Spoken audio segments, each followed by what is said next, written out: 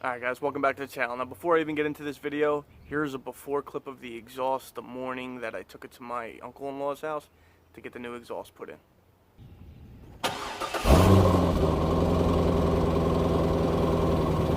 Now I know a lot of you have been waiting to hear the new one, so here's a clip of the new one.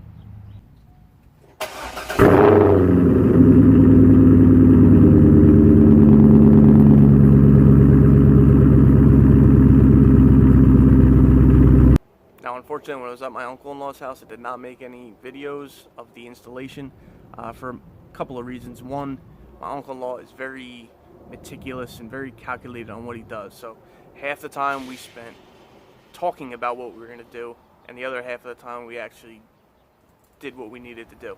So it took us about 6 hours for the total installation, but like I said, probably could have knocked that down to 4 if we would have just, got to it instead of wasting a lot of time just talking about it. Now the other reason why I didn't make any videos is because immediately when I went underneath the car to disconnect the O2 sensors, I realized that Texas Speed had sent me the wrong O2 extensions. Now for every model year Corvette, the O2 connector, it was the same except in 2004. Now I have a 2004 model. In 2004 they switched from, I guess there were like 4 pins in a row for all the older models. In 2004 they made that into like a square pattern. So unfortunately I was not able to put the O2 sensor extensions in that day. So immediately when I found that out, it kind of discouraged me for the rest of the day. I was kind of aggravated just because, I got the wrong extension. Granted, yes, it was Texas Speed's fault for doing that, but they did send me the new extensions. I just got those today and actually just put them on the car. Now my initial impressions on the Texas Speed headers is good, except the only issue I'm having right now is I'm chasing exhaust leaks right now. When I initially start up the car, you see the condensation spurting out from 2 of the clamps, so I'm still trying to figure that issue out, trying to clamp those down so that I don't have that leak. As far as these billy boats go, I love them.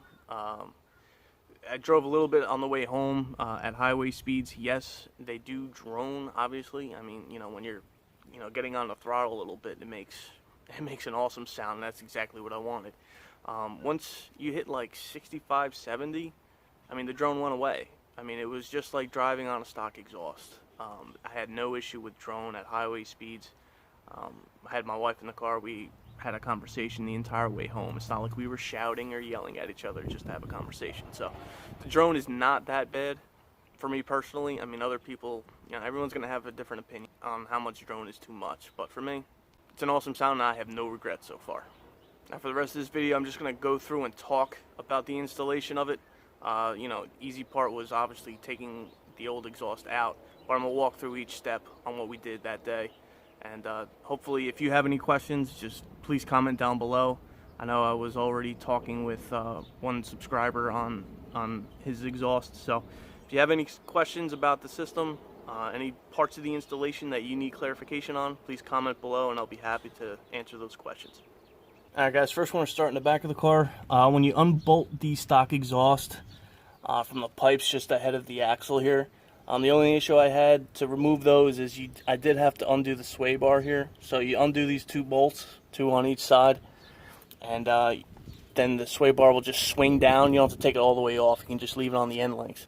Swing it down, and then you'll be able to take the old exhaust straight off. Alright, now here we are underneath the car. To remove the stock H pipe, it was pretty easy. You undo these 2 bolts here, and then also near the front of the car, a little bit in front of where the existing, the new manifolds come down. There's another little bracket. Get you there. See those 2 bolts there? I put the bolts back in just so I wouldn't misplace them. If I ever do sell the car, I kept the stock exhaust, so I can just give that to the new owner if they do care to keep it. And this way, at least I don't lose those bolts. I also had to undo the rear O2 sensors. They were clipped into all these, to right here. You see this like little clip here, and then there's another one right up there, and then the O2 wire was slid in this little channel right here on each side. So you just undid the rear O2 sensors, and then just pulled them out. Now when you come into the engine compartment, first thing you need to do obviously is disconnect the negative terminal in the battery. just to play it safe for any electrical issues that you might have. You have to undo your alternator. You have one bolt up here, and the other bolt is on the bottom there, right down there. You undo those. Take tension off the belt. Over here you got your belt tensioner. So you put a wrench on that, push that forward, and it releases tension on the belt, and then you can just pull your alternator right out.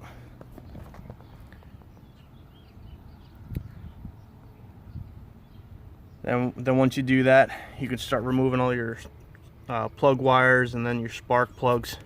Just pull these off the coil packs, pull these off, and that's easiest with either a long pair of needle nose pliers, or if you want to get some plug wire puller pliers things, whatever they're called, you can use those as well. But just make sure you pull from the boot, don't pull from the shield itself.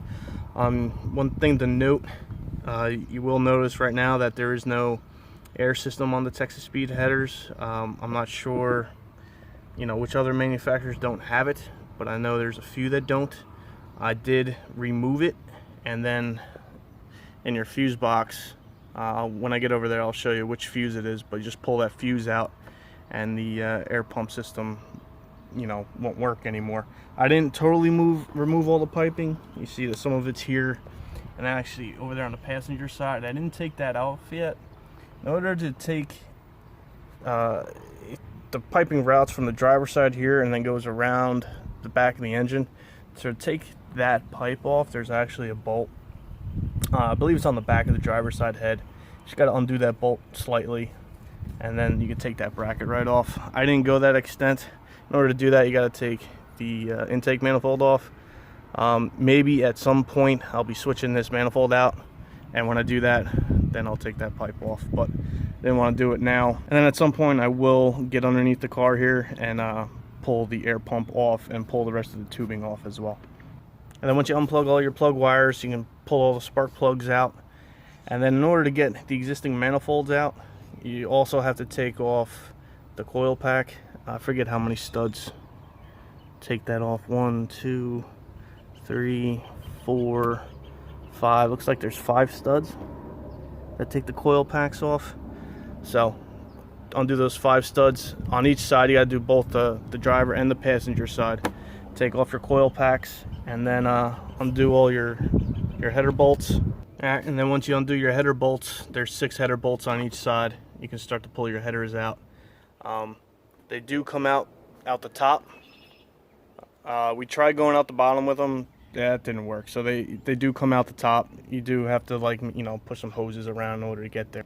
But once you remove some of that air pipe hosing, on this side, it's easy to pull this right out the top.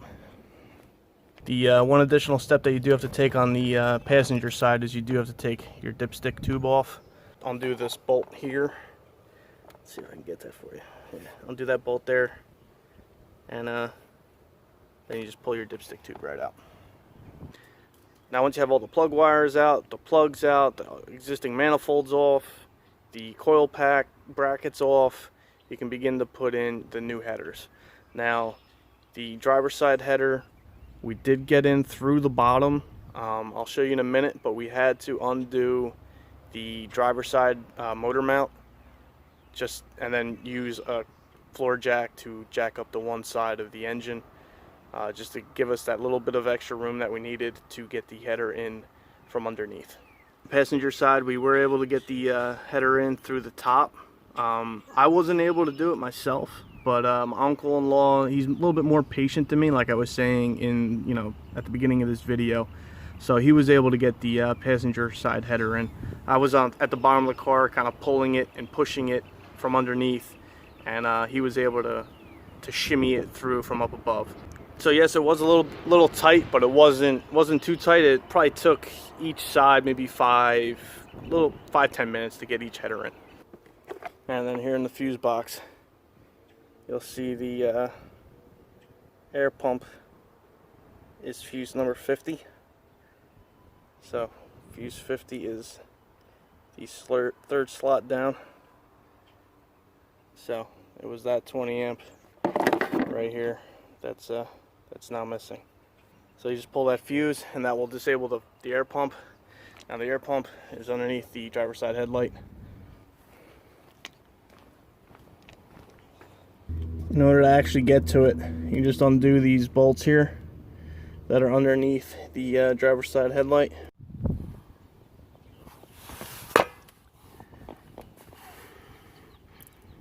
Alright, now here we are back underneath the car. I'm in the center of the car looking towards the front. So you see we have our oil pan here. This is the driver's side header. This is the passenger side header. So your driver's side motor mount is this bolt right here.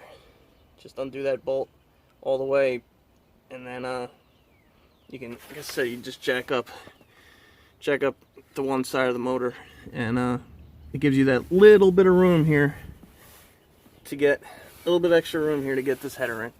I mean, it looks like there's plenty of room there, but we did have to do it because you can see we were running into a little bit of an issue right here. See, we kind of wore it away a little bit, so that's just from pushing the header in.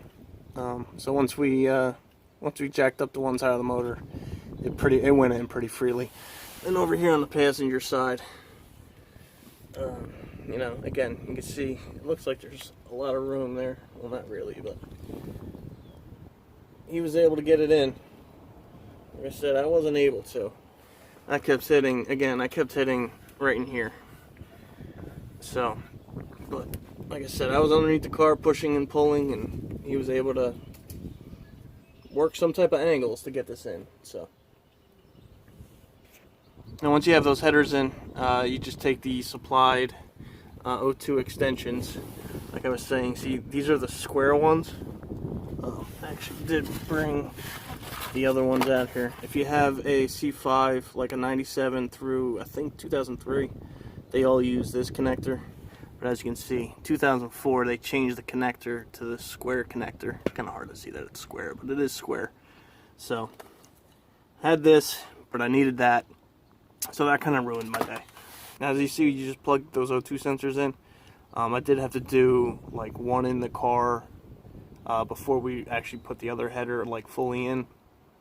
Just because, I mean, the room is a little tight, but you should be able to maintain those if you really need to pull them out. But alright, so that does it for the headers. Now you move on to the X pipe.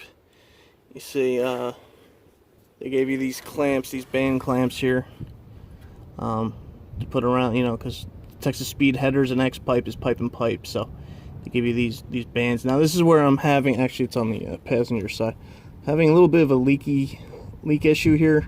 At initial startup, there's a lot of condensation that comes right out of here. I've been playing with, you know, moving this clamp further back, further forward, just, you know, in the middle. I've been playing different ways. So if anybody has any recommendations on what I can do to fix the leak right here, please leave a comment down below. But I'm having an issue here, and also an issue with this clamp down here. I'll move down there in a second. So like I said, once you move on to the X pipe, you just slip these in. Make sure you have your clamps there, but don't tighten these down all the way. Just leave them snug enough so that you can still move the pipe, because you know, you do have to align things still. And then as you move back, you see they give you another little section of pipe before you hit the flange there in the back, which goes to your axle back. So again, I'm having another leak issue right here on the driver's side. Passenger side, I'm good. Again, I've been playing with, you know, moving this clamp further back, further forward, in the middle. It's just, it leaks no matter where I put it. So again, if anybody has any recommendations, please let me know. Now here we are back at the back of the car again. These are the flanges that are at the end of the Texas Speed headers. They do neck down, you can see. They neck down at 2.5 inch, you know, so you can connect your stock axle back. Or in my case, I went with the B&B Bullets. Now the Bullets, they do come with a separate over axle pipe. See here? So again, it's pipe and pipe, so they give you these clamps to connect everything up. And then after that over axle pipe, they actually give you the tailpipe section, which includes the tips. And then once you're happy with the alignment, that all gets buttoned down, and you can start to tighten all your connectors down. So that's going to do it for today's video. That was just a quick little walkthrough on installation of the Texas Speed headers, the Texas Speed 3-inch Cadet X pipe, and the B&B Bullet axle back exhaust. Of course, I'm going to have videos coming up of me driving the car, but right now I still just want to figure out that exhaust leak issue, and then I also still need to get the car tuned. Obviously, since I removed the rear O2 sensors, I'm getting a check engine light for that.